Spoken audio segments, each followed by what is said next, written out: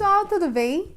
Hoje eu estou de volta com essas duas maravilhosas escritoras, autoras desse livro lindo, Socorro, Meu Filho Não Estuda, que é a Roberta e a Thaís Bento. E nós já fizemos 3 vídeos maravilhosos sobre esse livro, sobre aprendizado, sobre tecnologia, sobre paciência, sobre muito mais coisa que tem a ver com como que os nossos filhos aprendem, como que eles começam a se interessar pelo estudo, como eles podem ir bem ou não na escola. Então vale a pena vocês acompanharem, todos os links sempre estão na caixinha de descrição, tá bom?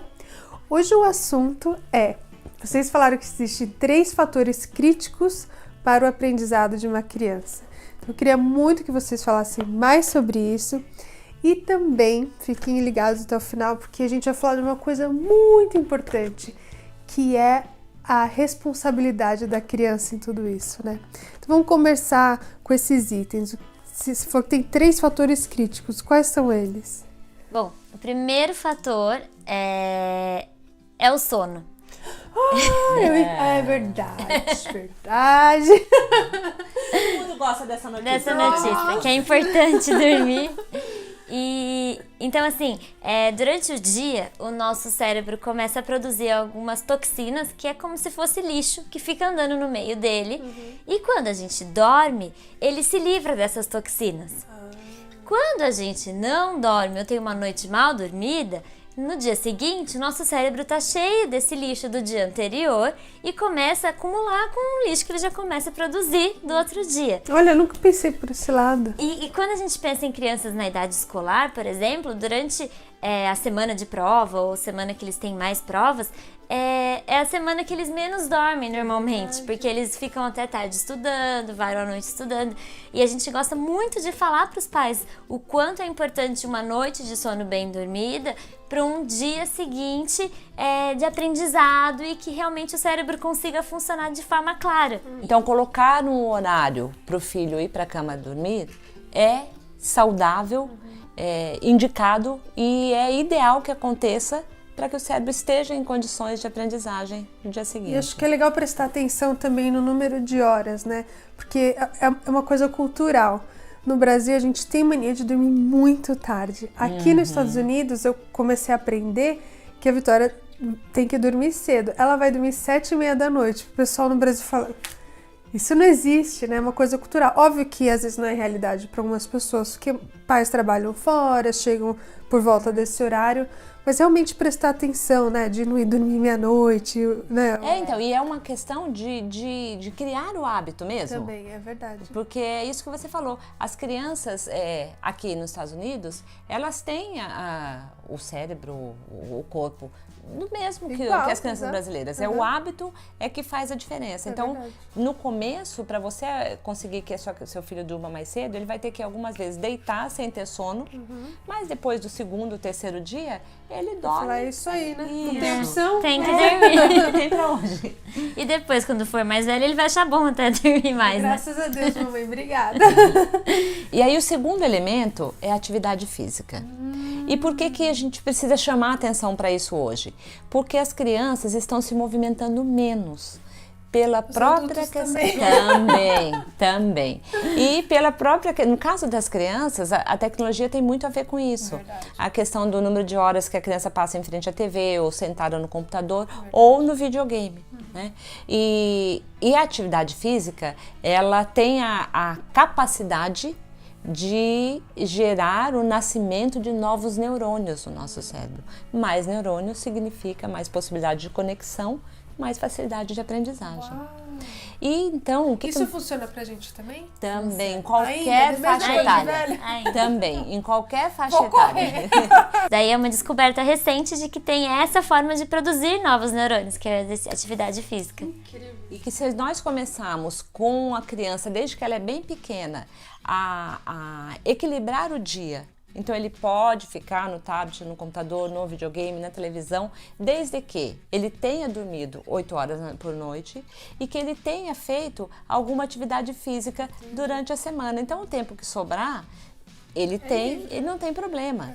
Mas essa atividade física não precisa também necessariamente envolver gasto com academia, Claro. pode ser assim, mas uma simples caminhada, uma brincadeira que exija movimento e um passeio no parque, uma caminhada na própria rua em que a criança mora. O importante é que, inicialmente, de novo, é um hábito, né? E os pais são responsáveis pela criação desse hábito, desenvolvimento desse hábito na criança.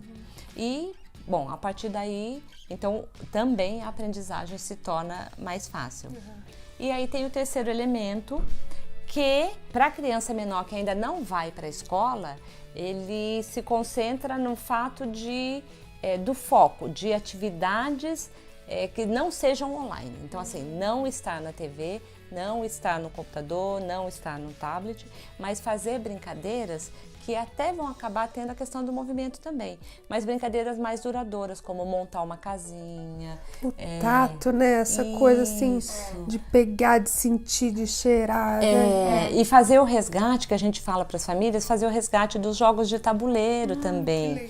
Que é alguma Porque coisa nessa que... parte é muito importante o papel dos pais, porque muitos pais ficam falando, saia desse computador, e na verdade hoje em dia as crianças nem sabem o que fazer fora do computador. Então é muito legal até os vídeos que você mostra de o que você pode fazer sem computador para o seu filho se divertir. É um exercício constante para nós também, porque a gente também tá cansado, a gente também quer relax. É uma delícia sentar e assistir nosso seriado favorito, mas a gente tá perdendo nessas conexões e as crianças estão crescendo.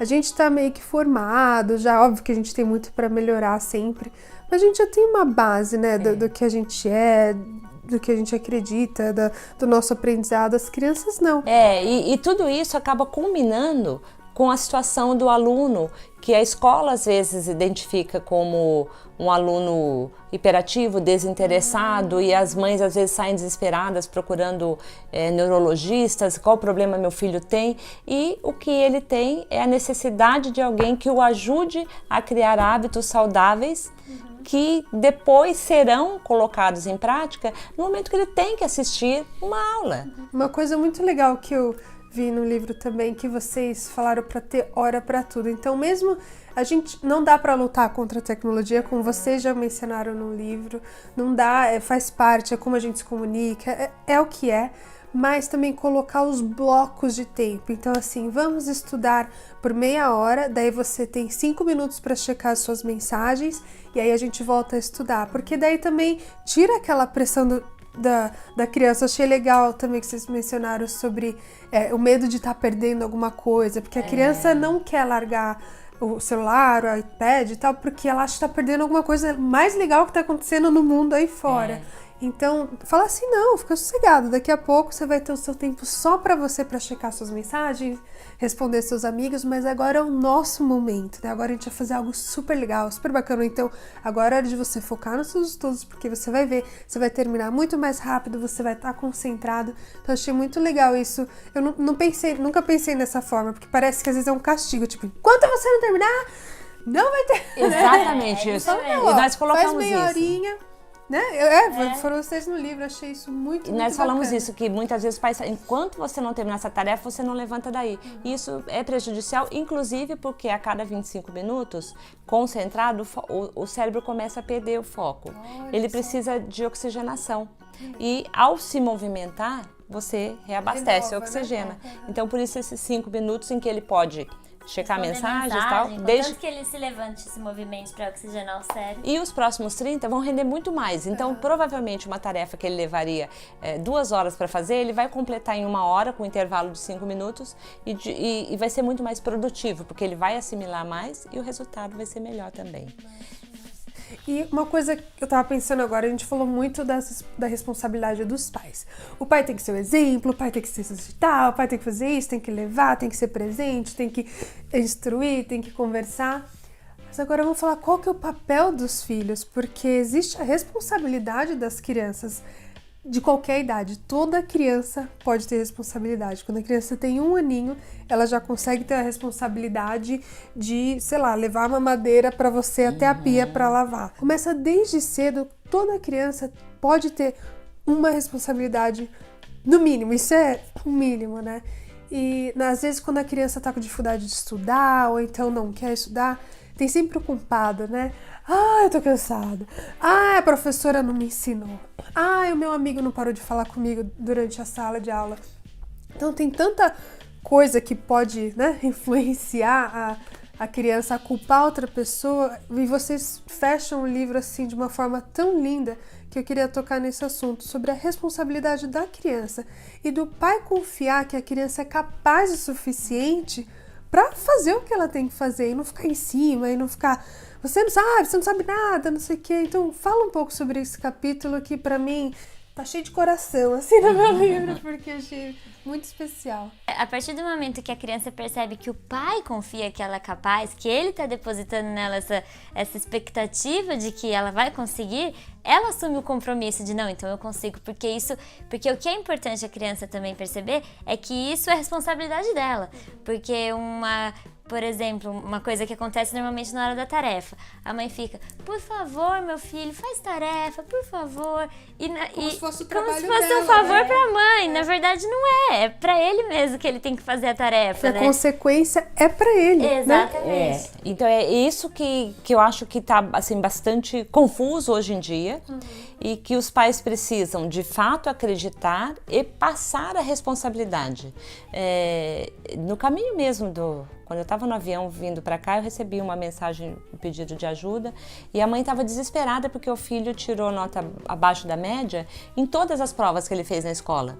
E aí eu perguntei para ela, e ele? Como que ele está se sentindo?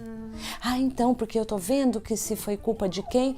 Não, peraí, em primeiro lugar ele tem que sentir que é ruim para ele. Então, nós sempre colocamos para os pais que para o filho se sentir responsável, ele tem que mostrar, o pai tem que mostrar que ele acredita e, de fato, dividir a responsabilidade, ou mostrar para ele. Por exemplo, no caso, quando chega o boletim da escola.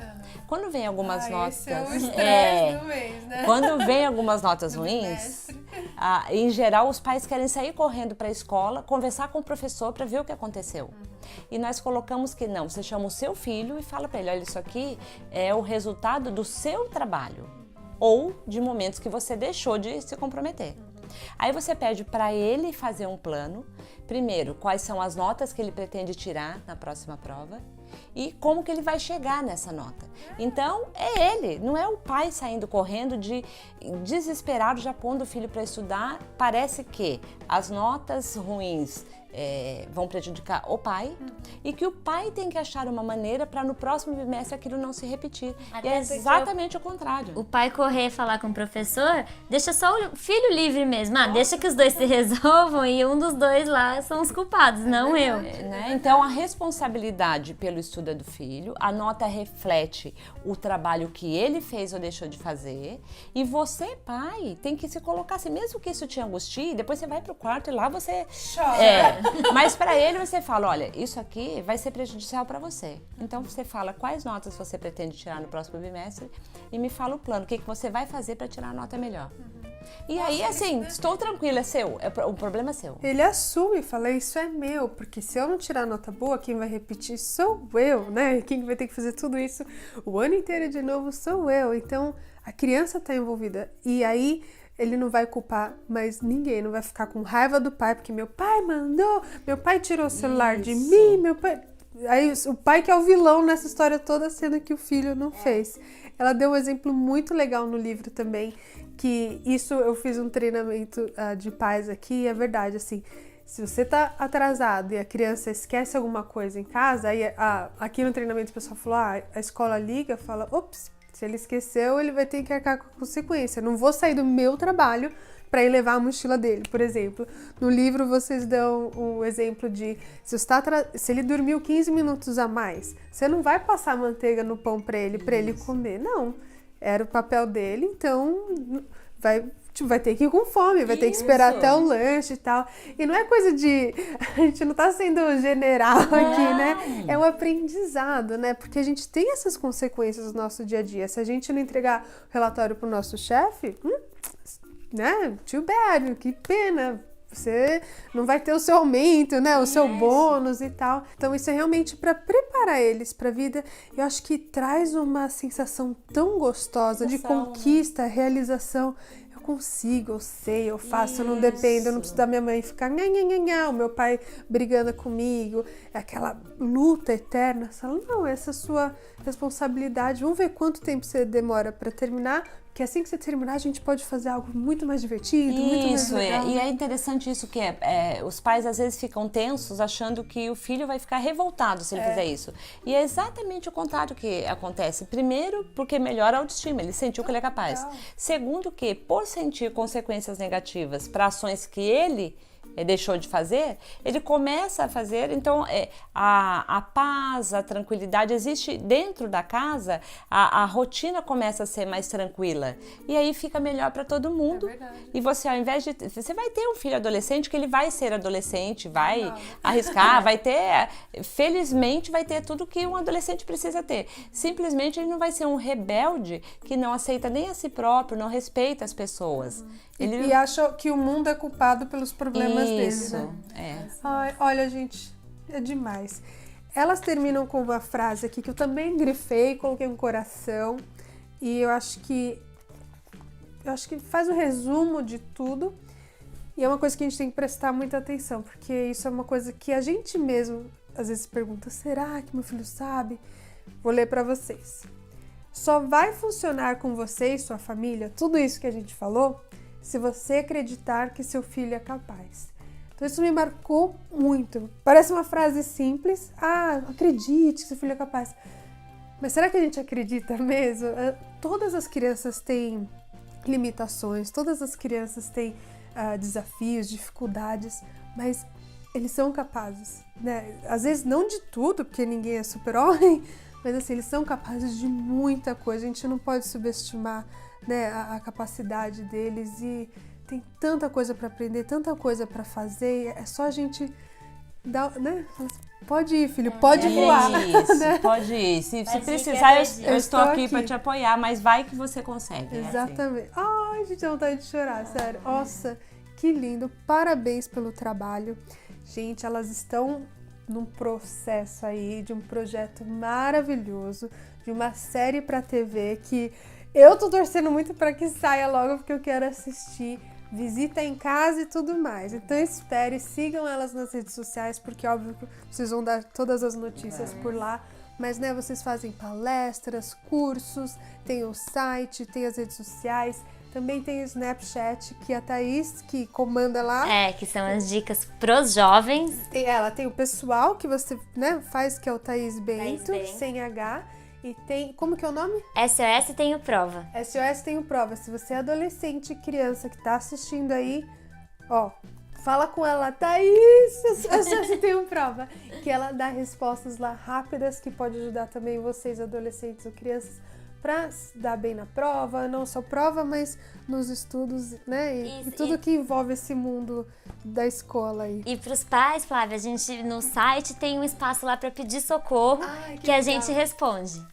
Gente, e para as escolas, que geralmente o que acontece é a escola coloca muito esforço, investe, faz formação de professor e os alunos ainda não estão conseguindo ir ao ponto que eles poderiam, nós oferecemos essas palestras para os pais, para ajudá-los a mudar a rotina em casa, para que a escola consiga ter um resultado melhor. Nossa, tem muita gente que trabalha em escola que me assiste aqui, então anota todas as informações delas, que vale muito a pena. Obrigada, meninas, por ter vindo até aqui. Tudo bem que vocês estavam em Nova York, mas é longe, tá, gente? A gente mora longe, tem que pegar avião e tudo. E bom retorno de volta. Obrigada mesmo. Adoramos conhecer sua família. O prazer é meu. Apaixonada já pela Vitória. Vocês têm que voltar. E quando eu for pro Brasil, eu quero fazer mais coisa com vocês, tá bom? Sim. Você vai uma primeira aventura Primeiro de contato. muitas. É verdade. Muito, muito obrigada. Pessoal, lembre de avaliar o vídeo. Um beijo enorme. Fiquem com Deus e até amanhã. Tchau.